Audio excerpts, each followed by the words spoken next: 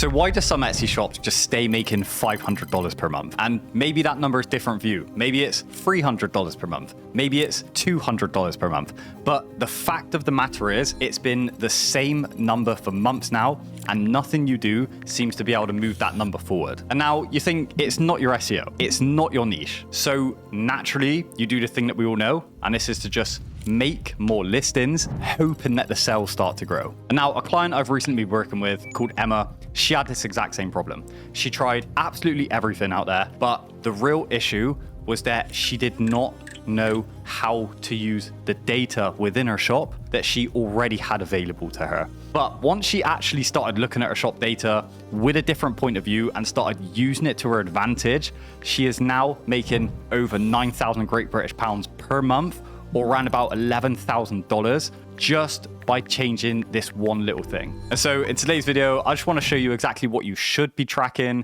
what those numbers should be, and how to pinpoint and fix exactly what is currently letting your store down. And so let me start by saying the first thing, right? The $500 per month or the $300, $200, even $100 per month that you're currently earning, that's not the problem, okay? That's just one stage in a 4-stage process. So you've always got to think about things, right? How does customers actually get to spending money on your products? What is that chain reaction? So number 1, they've got to see your listings. Number 2, they've got to click your listings. Number 3, they've actually got to buy your listings. And then number 4 is how much that overall order is actually worth. And so if you believe that the way to solve your plateau issue is to just add more listings, all that's going to do is potentially fix one part of the equation, which is just how many people see your listings, right? You make new listings, you potentially get a few more views. But if the way that you're structuring those listings, the way that you're presenting them, the way that you're laying out your infographics, the way that you're structuring your shop sales, the way that you're just not increasing the average order value of each customer, then you're only ever going to be able to fix that first chain in the equation, and nothing else is going to be able to improve. So that's why you kind of get stuck in this hamster wheel of just, creation. But the end result is still pretty much always the same. And just think, right, if your main issue isn't necessarily the views and the visits, but it's more the conversions, it's more how much people are spending per order, it's more, the actual profit you're bringing in per order, then that's never going to be able to get fixed by just making more listings. You've got to start looking at things in that higher level of detail, looking at things more from a business point of view and improving the whole store, working on the foundations first, not simply just throwing more darts at the dartboard, right? You got to fix the core issues. And so let's run through 4 incredibly valuable metrics that you need to be looking at within your shop now to know what's going on so that you can then know what to focus on in order to improve in a strategic way. So first of all, views and impressions, right? This is going to tell you if your listings are even showing up. If your views and impressions are incredibly low across the board, and it doesn't really matter how many new listings you're making, but they continue to remain very low views and visits, straight away this tells me that your products are either not targeted enough, or there's not enough demand from the get-go for the products you're making, or you are literally a brand new store and you don't have enough social proof, sales proof with Etsy yet. But more than likely, it is just because your products are not getting in front of people's screens from the search terms that they are typing in. And so there's a mismatch somewhere. The diagnosis for this is always going to be research on that one. And then next up, you've got click rate. So I always want you to remember this. Some of my OG supporters, you'll know this 100%. If nobody clicks on your listings, they will never even get the chance to buy your listings. So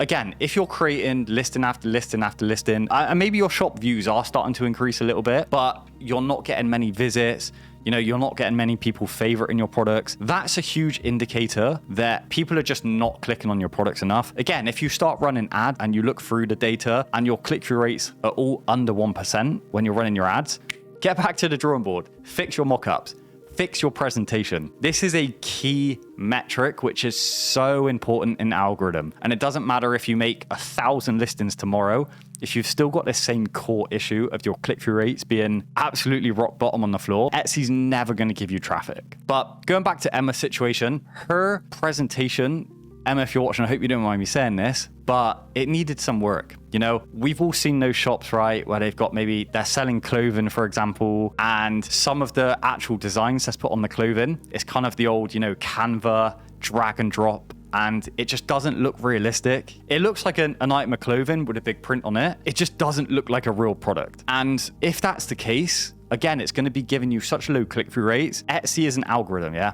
Etsy's an algorithmic-based marketplace. So it's going to be seeing these low click-through rates consistently, just going to see how customers are reacting or not reacting with the products. And it's just going to keep pushing you down and down and down and down. And again, it doesn't matter how many listings you make. If you're using the same listing approach that you know is not working, it's not going to work. So again, this is why if you've got low click-through rates, you've got to be fixing that issue. And that fix is always going to come through getting higher quality presentation techniques and higher quality mockups. Next up, we've got the conversion rate, which again is another extremely important metric. So just think, right, if you've won the click and yet people are going on your listing and they're clicking off of it and going to a competitor's listing, all you're doing is funneling more traffic to the competition. And in turn, that then lets them over time position higher and higher and higher in front of you because nobody's buying your products. Now, this one is something which takes a little bit more time and a little bit more research and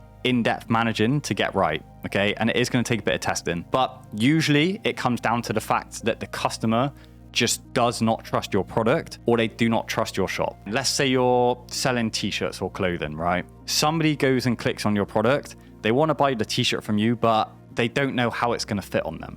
They're not going to buy it, are they? Or they don't know what it looks like on a human being. Again, chances they're going to buy it are going to be much slimmer. They don't know how long delivery is going to take. They don't know if you accept returns, if the product doesn't fit them. If there's all of these questions that are unanswered, they're probably not going to buy the product from you and they're just going to go to a competitor. So again, easy fixes when it comes to conversion rates, leverage infographics and the listing images that you use to your advantage to give as much information to the customer who's on your product as you possibly can. And then we move on to the overall order value. So let's say you're running an ads campaign on Etsy, yeah? And of course, with Etsy ads, we all know this, you pay per click. So if you're paying per click and you've got to pay for 10 clicks on average before you get a sell, and then you get a sell and you only make $5 profit, you're still paying the same amount of money per click. Whereas if you pay for that same click and that person goes to your shop and instead of just buying one product for $5 profit, they buy 3 products for $20 profit, what do you think is going to be more sustainable and more scalable in the long run? And again, this is something I'll give Emma massive credit to because we did a lot of work around improving average order value within her shop. Where she used to get a lot of single product orders, we basically restructured the whole store,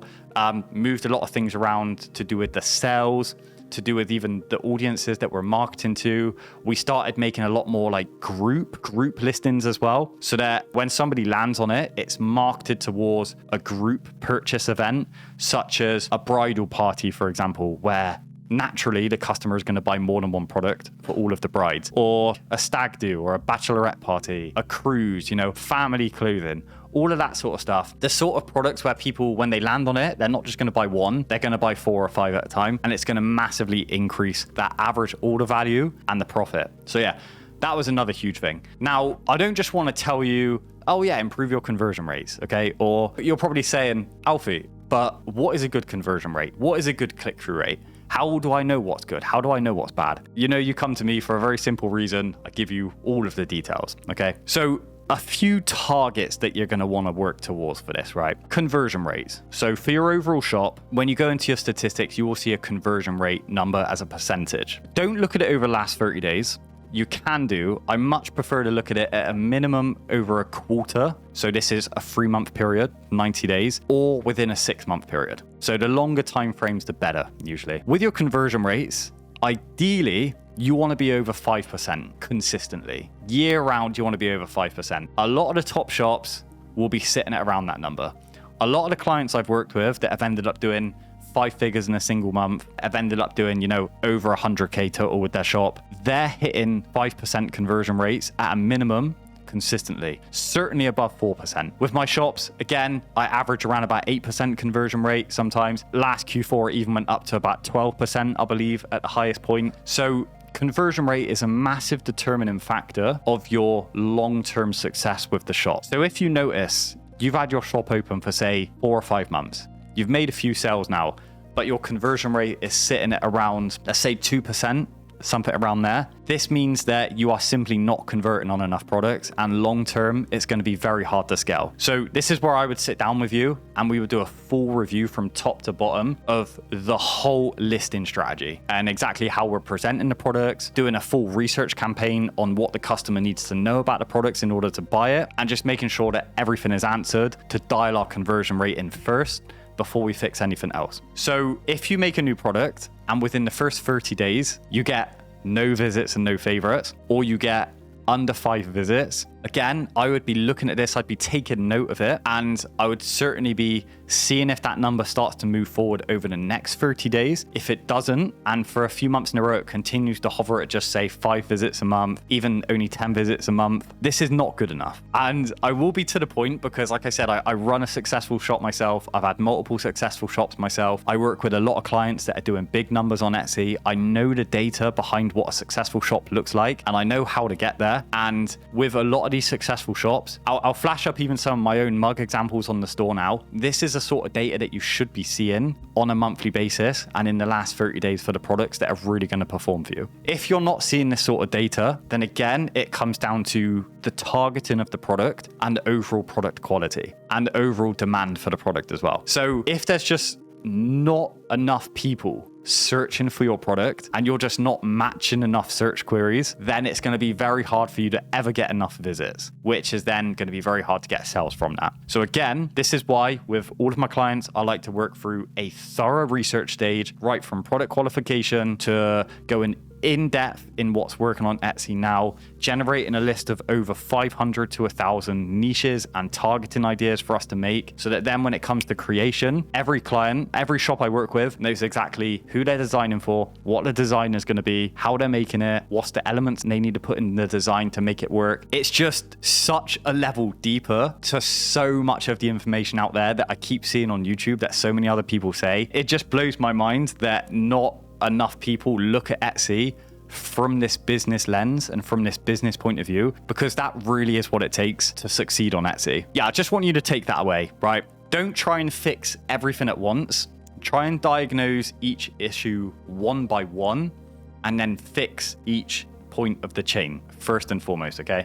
So again, visibility, you got to show up, then you got to get clicked, then you need them to convert, then you need to get them to spend as much money with you as possible. Every single stage can be easily assessed and every single stage can be easily fixed if you put the time in and you actually want to fix it. And so look, I don't want you to go away after this video and just keep doing the exact same thing. There is honestly no point in you just continuing to list a product a day or 3 or 4 products a week into the future and continuing to get the exact same results, right? Because that is just wasted time. When I know deep down, because I have seen so many shops behind the scenes with the befores where they've done 3, 4, 5, 6 months of work and have been stagnant the whole time, versus analyzing the data, making the right systematic changes, and then suddenly the shop just absolutely takes off. Sharda was another great example as well. $25 on Etsy for a few months of work.